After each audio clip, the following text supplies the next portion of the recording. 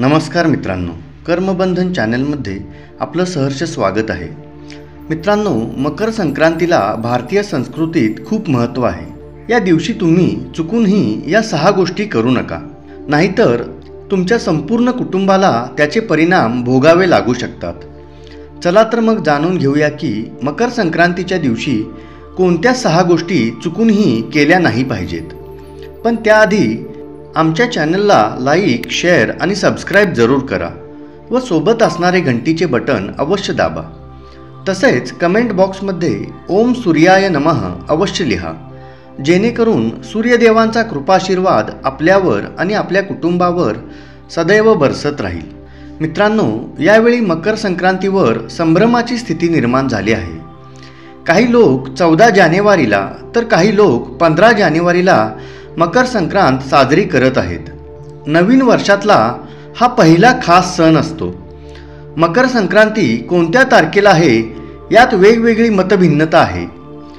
प्रथेनुसार दरवर्षी 14 जानेवारी रोजी मकर संक्रांती सण साजरा केला जातो, परंतु या वर्षी 15 जानेवारी रोजी उदयोतिथीनुसार संक्रांती साजरी केली जाईल।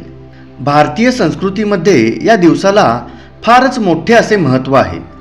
या दिवशी ग्रहांचे राजे सूर्यदेवता उत्तरायणानंतर त्यांच्या स्वराशीमध्ये म्हणजेच मकर राशीत प्रवेश करतात व त्यांच्या या मकर राशीत प्रवेश केलेल्या दिवसापासूनच शुभ कार्य करण्यास सुरुवात होते। त्याचबरोबर शास्त्रानुसार या दिवशी काही कामे करण्यास सक्त मनाई आहे।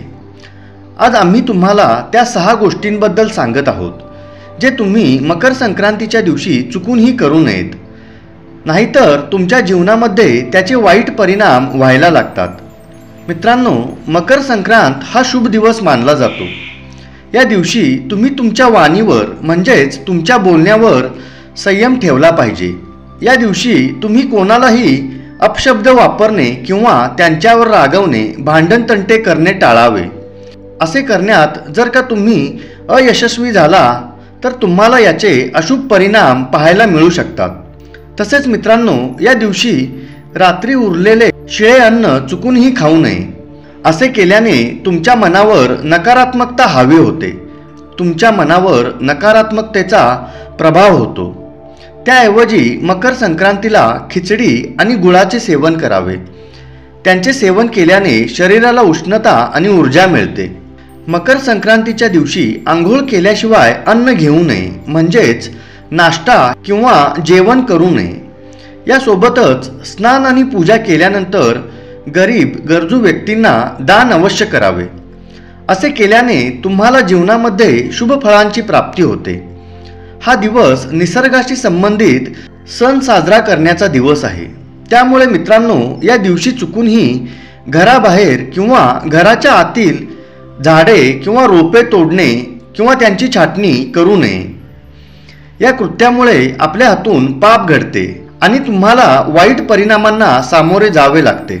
मकर संक्रांतीच्या दिवशी तुमच्या घरी एखादी गरजू व्यक्ती काही मागण्यासाठी आली तर त्याला कधीही रिकाम्या हाताने परत जाऊ देऊ नये। तसेच मकर संक्रांतीच्या दिवशी कोणत्याही गरिबाची चेष्टा करू नये। असे केल्याने भगवान विष्णू क्रोधित होतात व त्यामुळे तुम्हाला त्रास सहन करावा लागू शकतो। मित्रांनो, या शुभ दिवशी चुकूनही तामसिक अन्नाचे सेवन करू नये, म्हणजेच कांदा, लसूण आणि मांस, दारू यापासून कोणत्याही परिस्थितीत दूर राहावे। यासोबतच तळलेले आणि मसालेदार पदार्थ खाणेही टाळावे।